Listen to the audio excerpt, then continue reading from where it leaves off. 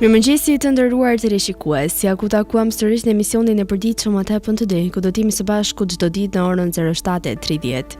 Data sot shënon 12 dhjetor dhe ne kemi përgatitur për ju disa informacione me ngjarjet më të rëndësishme të ditës, të cilat ju ftoj që t'i ndiqni.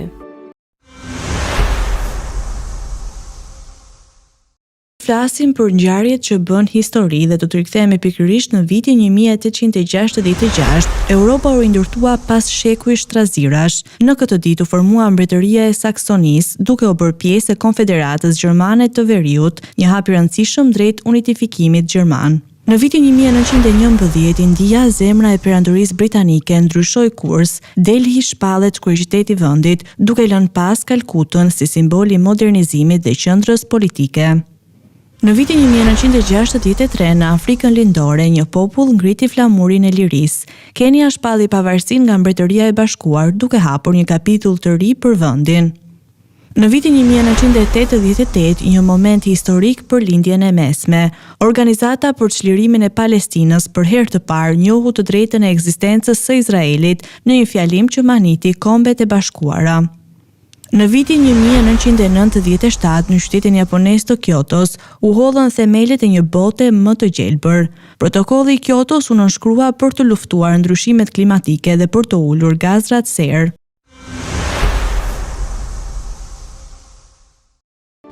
Dhjetori është dita e 346 e kalendarit gregorian.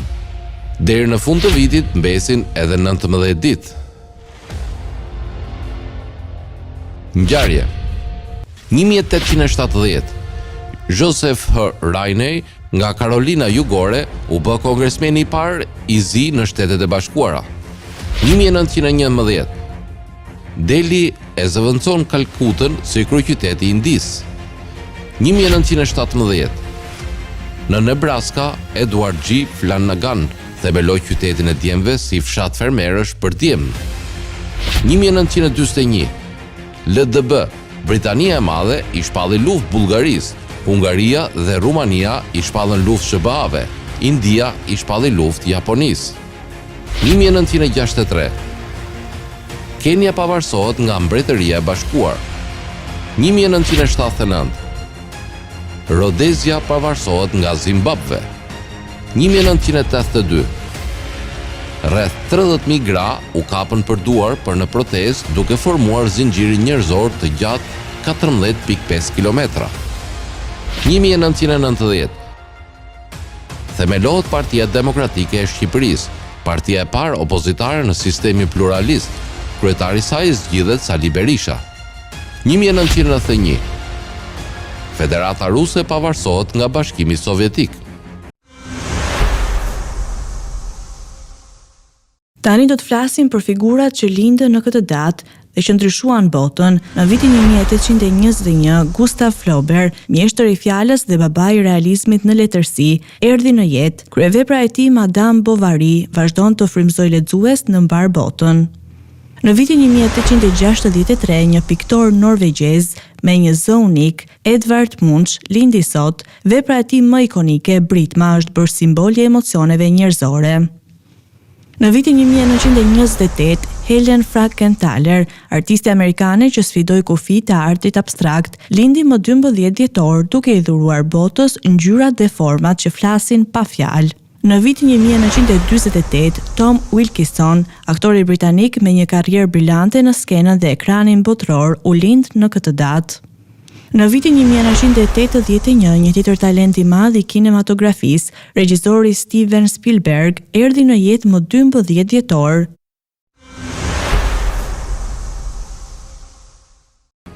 Lindje.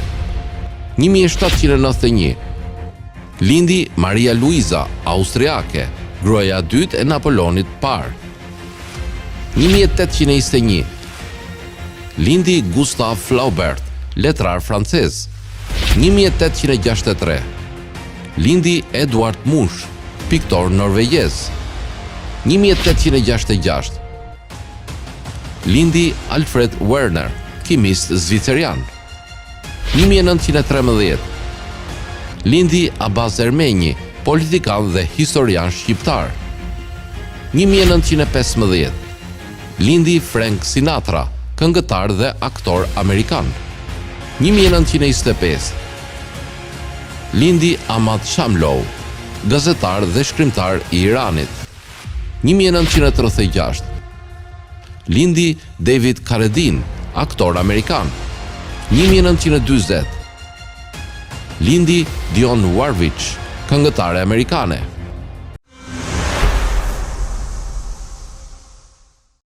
Data 12 dhjetor nuk shënoi vetëm lindje, por gjithashtu dhe figura që i lanë lam të mirën botës. Në vitin 1805, Jan Baptist Lamarck, një pioner i shkencës dhe biologjisë, la pas teoritë e tij për evolucionin, të cilat u bën bazë për mendimtarët e ardhshëm si Charles Darwin. Në vitin 1904, kompozitori austriak Anton Weber, një figurë novatore e muzikës moderne, u nda nga jeta, duke lënë pas një trashëgimi që sfidon kohën. Në vitin 1977, Clementine Churchill, bashkëshortja e liderit britanik Winston Churchill dhe një grua me ndikim të madh në politikën e shekullit 20, mbylli syt përjetësisht. Në vitin 2003, Heydar Aliyev, presidenti karizmatik i Azerbajxhanit, i cili ndikoi fuqishëm në historinë e vendit të tij, u nda nga jeta. Dhe në vitin 2011, Russell Hoban, krijimtari amerikan që krijoi botë fantastiko-shkencore që ka përcjellë kufijtë e imagjinatës, u shuan në këtë ditë. Vdekje. 1574. Vdiq Sultan Selimi II, sultan i Perandorisë Osmane. 1760. Vdiq Andrija Kačić Miočić, shkrimtar kroat. 1958. Vdiq Milutin Milanković, geofizikant, klimatolog dhe astronom serb.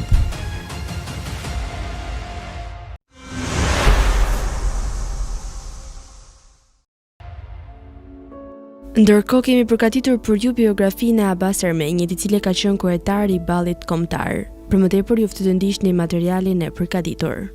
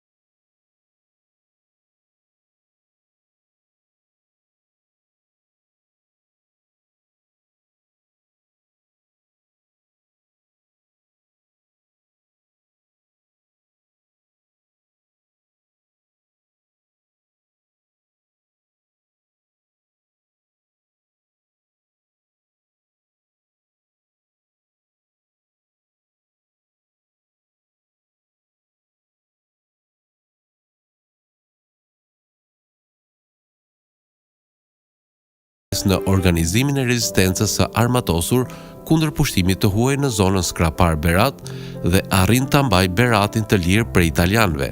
Ishte një nga organizatorët e ballit kombëtar dhe antar i komitetit qendror të tij. Pas fitores së revolucionit komunist në Shqipëri, detyrohet të largohet nga dheu dhe të marrë rrugën e gjatë të mërgimit. Vendoset në Paris ku drejton Komitetin Kombëtar Demokrat Shqipëria Lirë, i cili ka lozur një rol të madh në përpjekjet për një Shqipëri të lirë nga regjimi komunist, si dhe për çlirimin e Kosovës nga shtypja dhe tirania e Serbisë. Pas rikthirimit të ballit kombëtar në Shqipëri në vitin 1991, zgjidhet kryetari i kësaj partie 2 herë radhazi në vitet 1994 dhe 1998. Gjatë kësaj periudhe, me gjithë moshën e tij të madhe, ka dhënë një kontribut të madh në ngritjen e ndjenjës kombëtare të shqiptarëve nëpërmjet një serie konferencash në të gjithë Shqipërinë. Ermeni ka qenë një mbrojtës i flaktë i çështjes dhe kombëtarisë shqiptare, me artikuj të shumtë të botuar tek Flamuri, tek balli i kombit, tek përmbledhja Albania e të tjerë.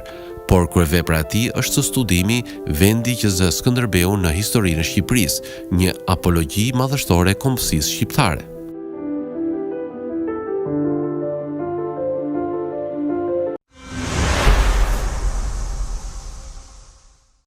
Për biografinë e sotme kemi zgjedhur të flasim për Gustav Flaubertin.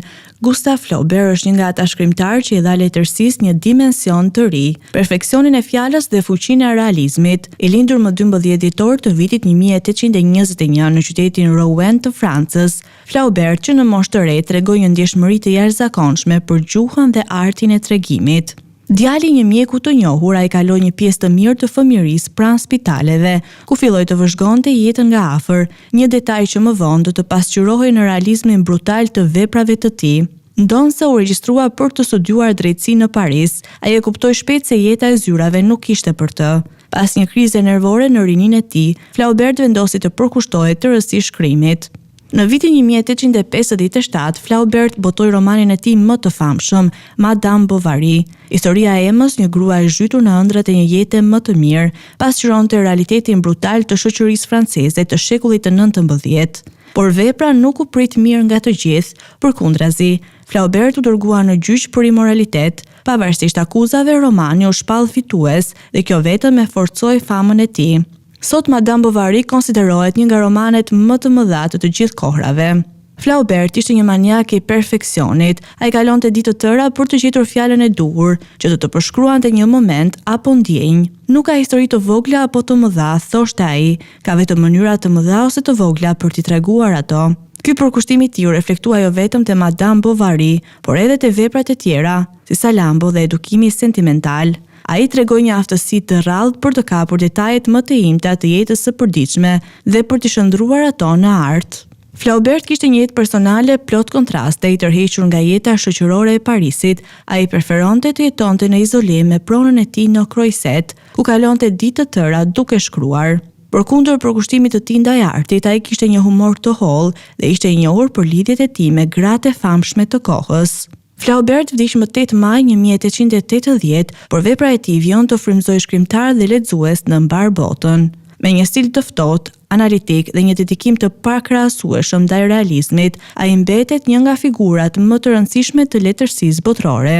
Madame Bovary në veçanti është një dëshmi e pakohë se sa e fuqishme mund të jetë letërsia kur mjeshtri i fjalës i jep jetë.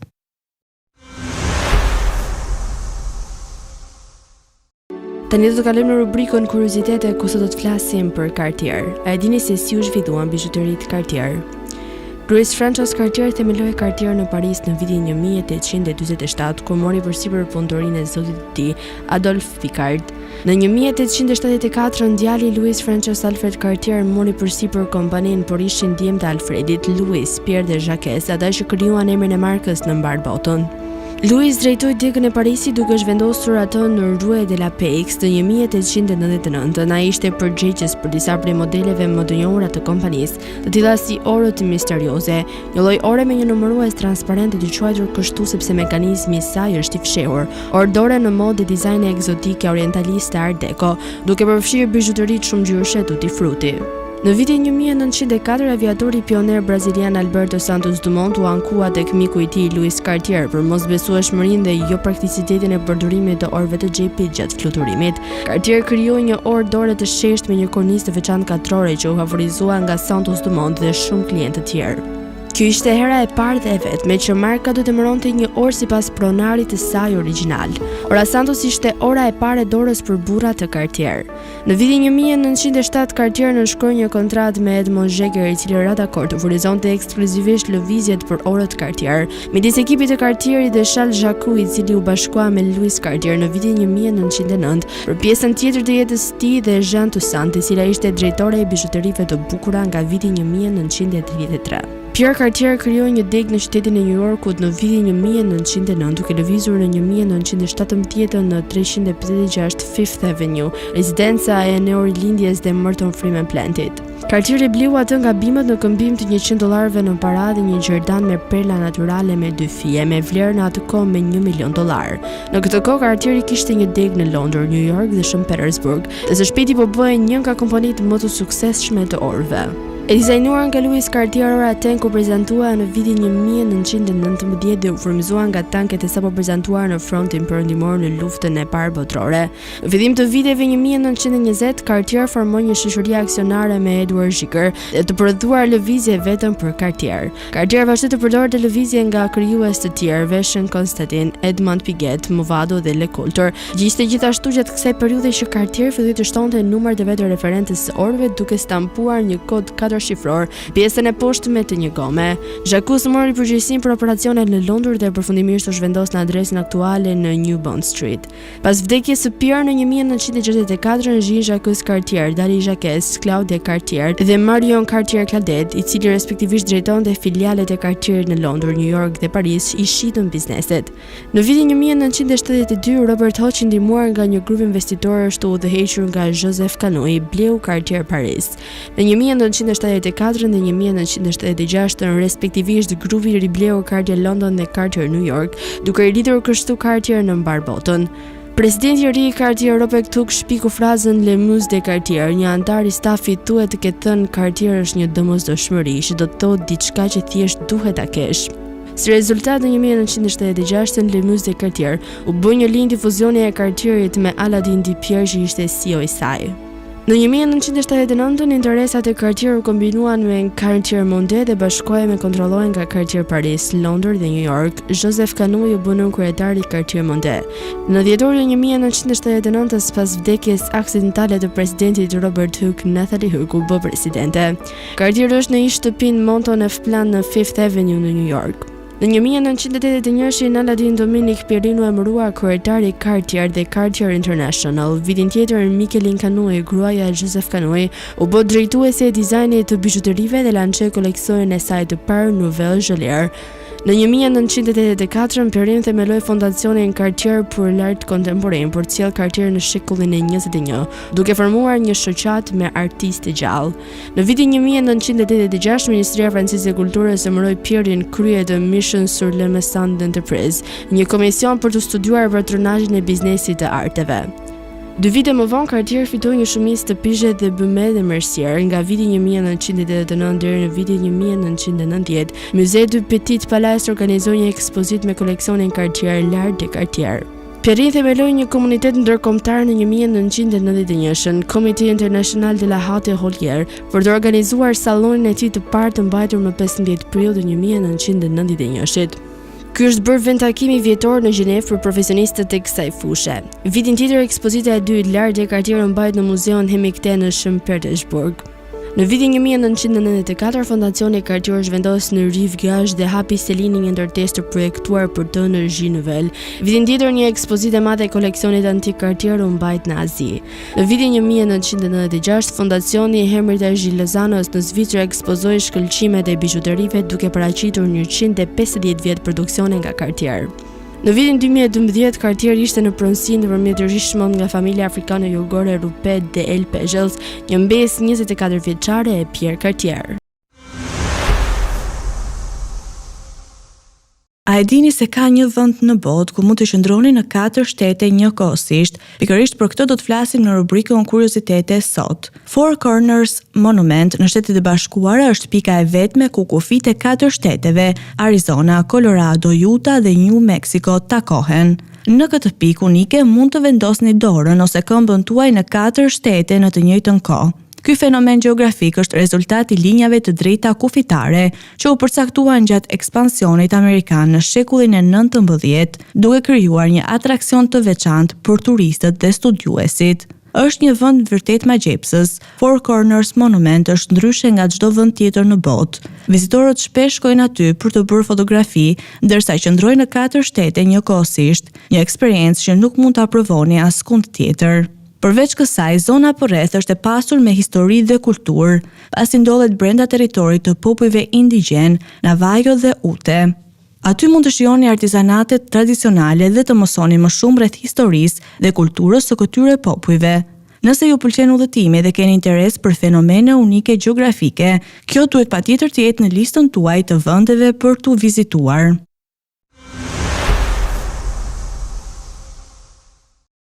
Tani oftë të ndiqni parashikimin e motit në territorin shqiptar.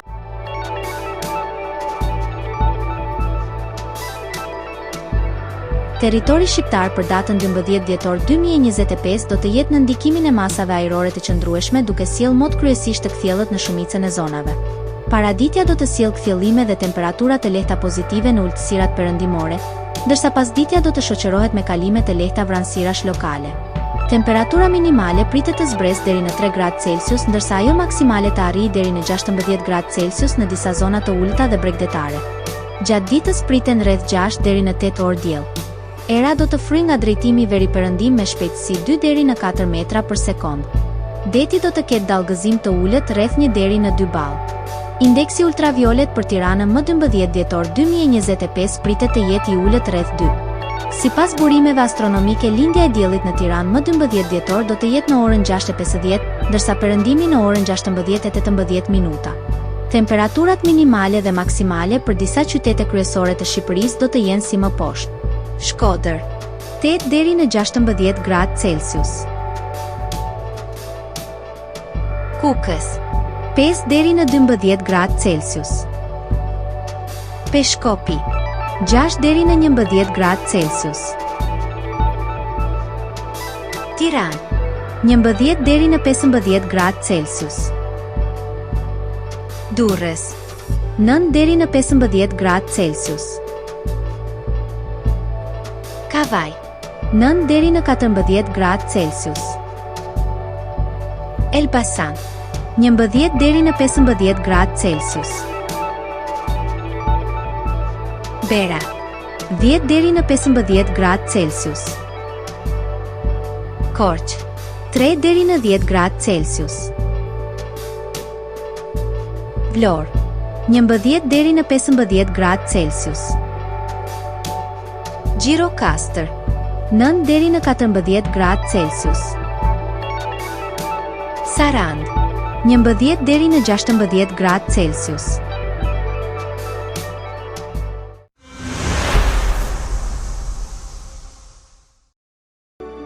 Tani oftë të ndiqni parashikimin e motit në territorin e Kosovës.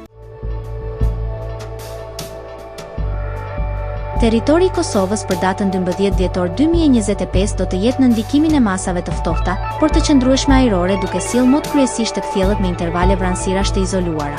Paraditja do të sjellë kthjellime në shumë zona, ndërsa pasditja vranësira të lehta dhe të shpërndara. Temperatura minimale pritet të zbresë deri në -1 gradë Celsius, ndërsa ajo maksimale të arrijë deri në 10 gradë Celsius në disa zona të ulta. Era do të fryjë nga drejtimi verilindje me shpejtësi 1 deri në 3 metra për sekond. Indeksi ultraviolet për Prishtinën më 12 dhjetor 2025 pritet të jetë rreth 2. Sipas burimeve astronomike, lindja e diellit në Prishtinë më 12 dhjetor do të jetë në orën 6:49, ndërsa perëndimi në orën 16:09 minuta. Temperaturat minimale dhe maksimale për disa qytete kryesore të Kosovës do të jenë si më poshtë. Mitrovica, 0 deri në 9 gradë Celsius. Podujev, 0 deri në 7 gradë Celsius. Skënderaj, -1 deri në 6 gradë Celsius. Pej, 2 deri në 9 gradë Celsius. Prishtinë, 1 deri në 6 gradë Celsius. Gjakov, 0 deri në 9 gradë Celsius. Malishev, 0 deri në 8 gradë Celsius. Gjilan, -1 deri në 6 gradë Celsius. Ferizaj, 0 deri në 7 gradë Celsius. Kaçanik, 0 deri në 6 gradë Celsius. Suharek, 0 deri në 9 gradë Celsius. Prizren, 1 deri në 7 gradë Celsius.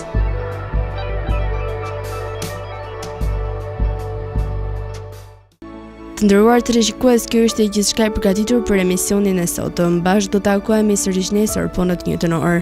Ndërkohë ftë të ndiqni programacionin në vijim të Drita Televizionit dhe mos harroni të na ndiqni në rrjetet tona sociale, TikTok, Instagram, Twitter dhe Facebook, si dhe në websajtin ton drita.tv.